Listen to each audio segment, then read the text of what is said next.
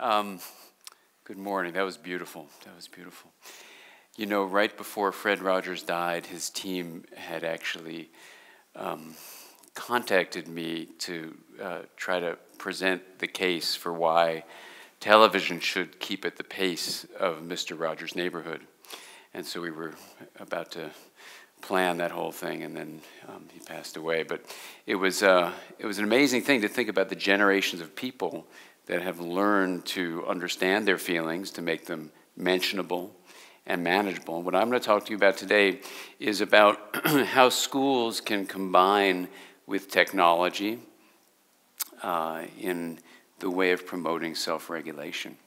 So I'm going to do this with no slides, but with one model of the brain. So if you reach under your chairs and glued underneath there, you'll find, if you reach in there, pull out your hand and take your hand model there and put your thumb in the middle and put your fingers over the top. And this is a very, my daughter never wants me to say this, but a handy model of the brain. And it's oriented like this. And we're going to talk about the connection among three things. We're going to talk about this brain that's in your head that has the face over here and has the top of the brain, the lower parts of the brain. The part of the brain connected to the whole body comes through the spinal cord, in addition to some other ways. And so this brain sits in your body, and we're talking about the brain and the body. We're going to also talk about the mind, which is different from the brain. And we're going to talk about the mind and its connection to the brain and the body. And then we're going to talk about a third thing, which is we're going to talk about relationships. So those three things are what we're going to cover today. We're talking about relationships, the mind, and the brain. Now, when you really think about this for a while, you can come up with some fascinating ways where you can understand how, for example, Mr. Rogers' television show, experienced by a young child within a family setting, could actually promote something called self-regulation. And so we're going to have to talk about what is regulation, and we're going to even have to address the question of what is the self. So for me, whenever we use a word, we need to make sure we understand what we mean by it, so when we have a shared understanding, we can do something about it. So how did Mr. Rogers create the experience where kids can learn that feelings are mentionable and they're manageable? How did he do that? Well, when you think about how he did it, you come up with this really fundamental way that schools, in fact, can embrace the wisdom that Mr. Rogers had for all of us and teach not only reading, writing, arithmetic, very important 3 R's, but another 3 R's I'm going to suggest to you, which are the core of my talk, which is reflection, first extra R, relationships, the next R, and the third one is resilience.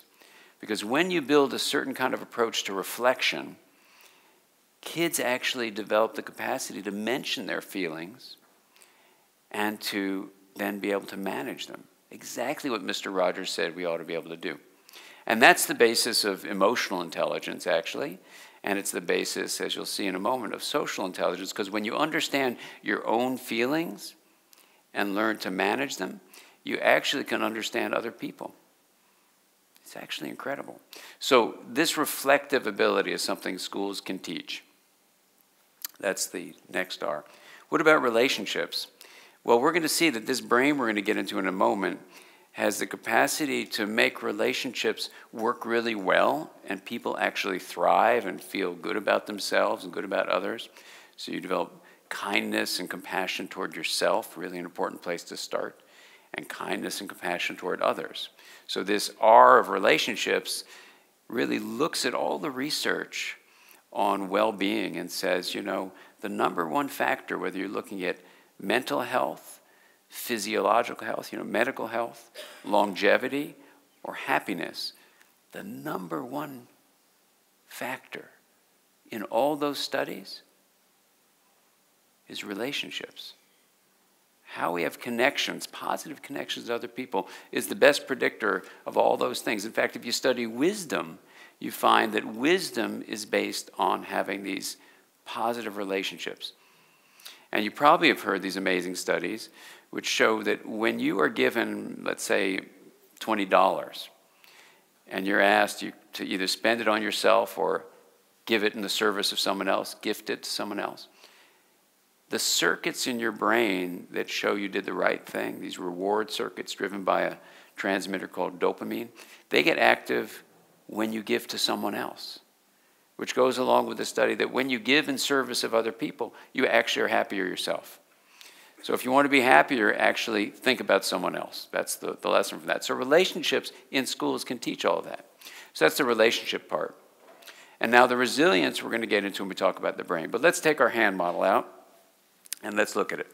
Now, I'm going to watch my watch because part of how I'm going to manage myself is time.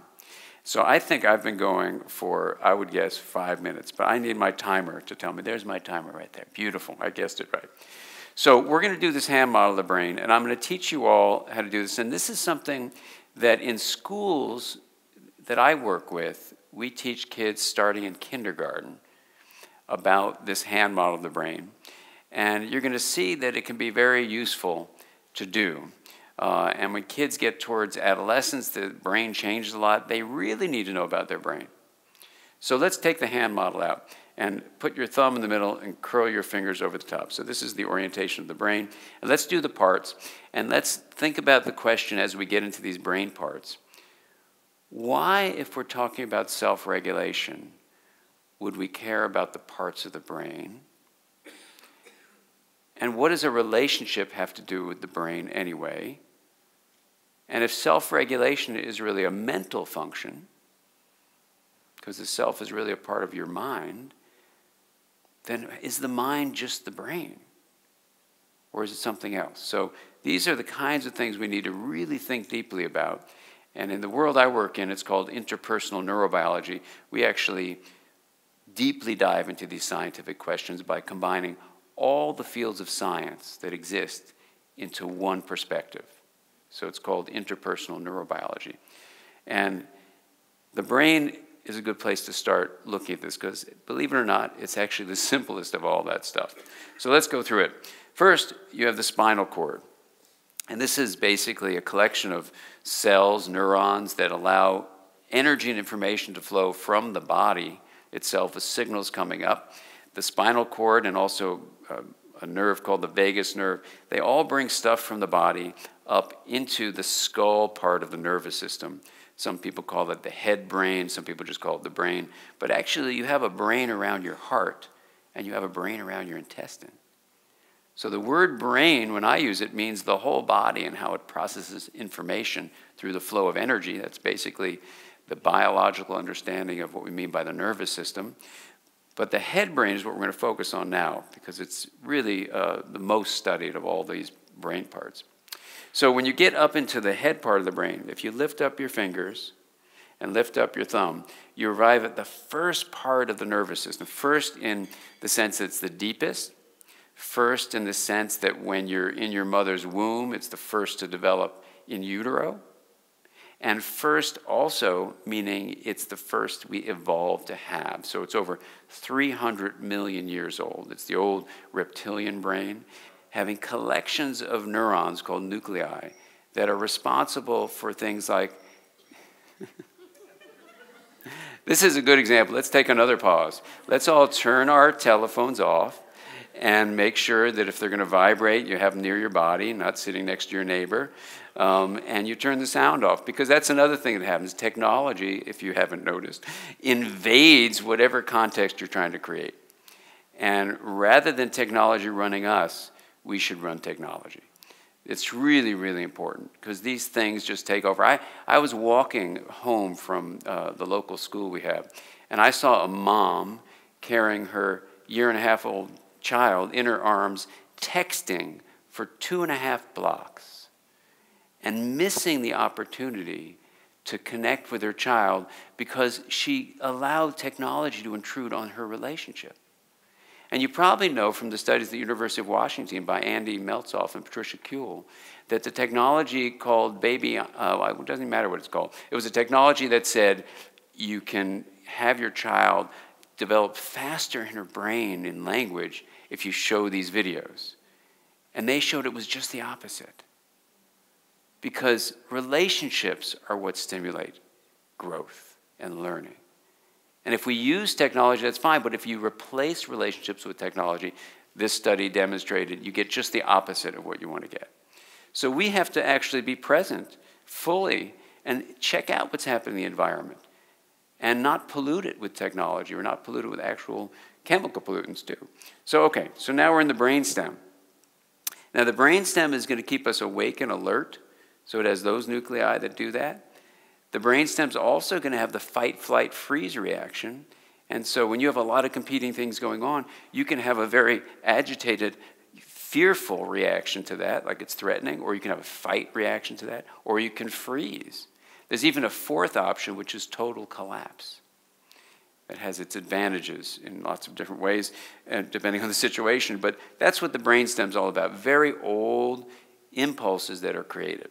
Now, if you put your thumb over the top, this is the part of the brain. We'd have two thumbs for it to be ideal, but most of us just have one thumb. This is, I say that because I once gave this lecture, and I didn't give that exception. And someone said, I went to a gas station, someone had two thumbs.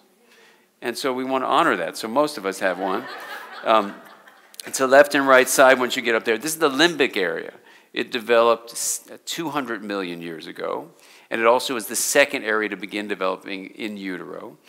And so that goes like this. So to demonstrate how this works up, Lewis, why don't you come up? I'm going to invite a 13-year-old boy who's going to present to you later on. Lewis, come on, say hi to everybody. Hey. Come on and step on our little red carpet. Thanks, Lewis. So have I talked to you about the brain before? No. So I'm going to teach you a little bit about the brain, and because I want to show that, well, Lewis is very bright, but you can teach this to 13-year-olds whose brains are also changing. So let's do the hand model. Very good. So here's what happens, Lewis. This limbic area helps you work with the brainstem to create your emotions. It actually works closely with other areas to create various forms of memory. And do you feel close to your mom?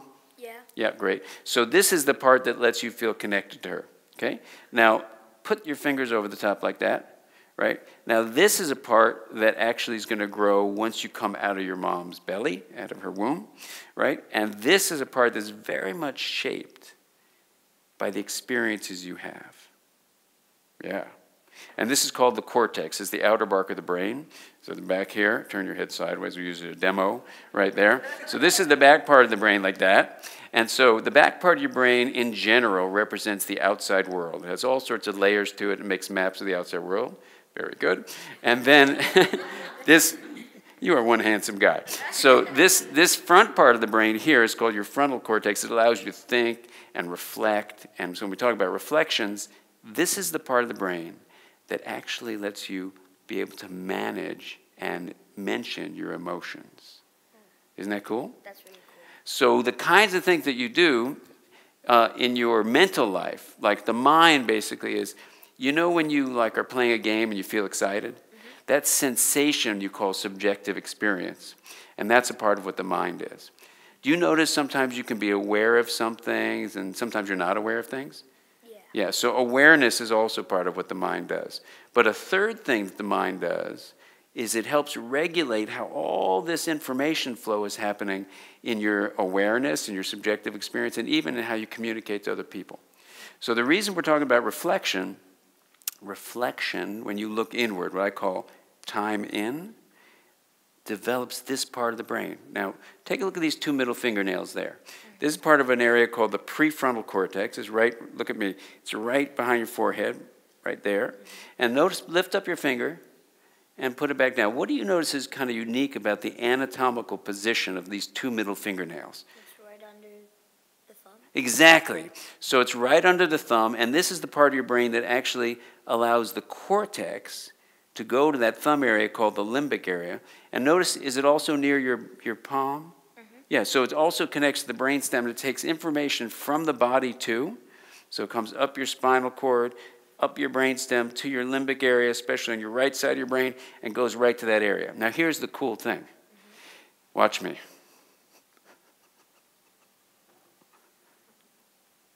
Now, what did you feel when I was doing that?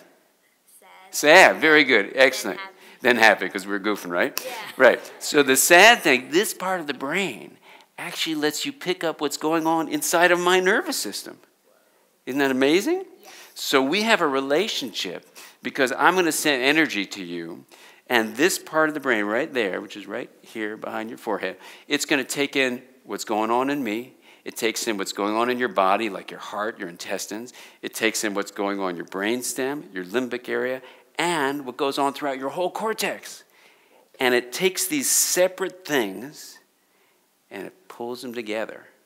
Now, you know what the word we use for taking separate stuff and putting together is? No. Integration.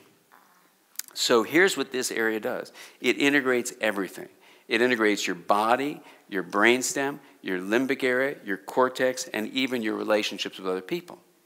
So when you reflect on things and you have relationships where like two people honor each other and then care about each other with connections and communication, we call that an integrated relationship. Here's the amazing take-home message for you and for everybody. When you have reflection and you have relationships that are caring and connecting, you actually stimulate the growth of the integrative fibers in the brain. And these are the fibers that allow you to have resilience. And so the key to this whole thing is, I know you have been experiencing video games, right? Oh, yeah. And you've learned, watch this, this part of the brain allows you to be regulating your impulses. Does that sound familiar? Controlling your impulses. It allows you to do that. It allows you to actually be aware of your feelings. It allows you to be aware of other people's feelings and understand them.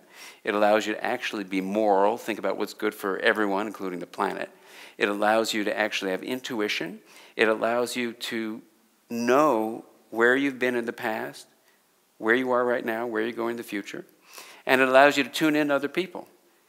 That you get by reflecting on the inner world, being able to mention and manage your feelings. It allows you to develop it when you have relationships that are supportive, like with teachers and with parents. And it allows you to develop all this so you're resilient. So here's what I say about schools. You know, there's a policy that they say no child left behind. I say we should have a policy where you have reflection, relationships, and resilience. So it's no prefrontal cortex left behind. How does that sound? That sounds better than no child left behind. There you go. Good. Thank you very much. Thank you so much. You are so cool. You too, man.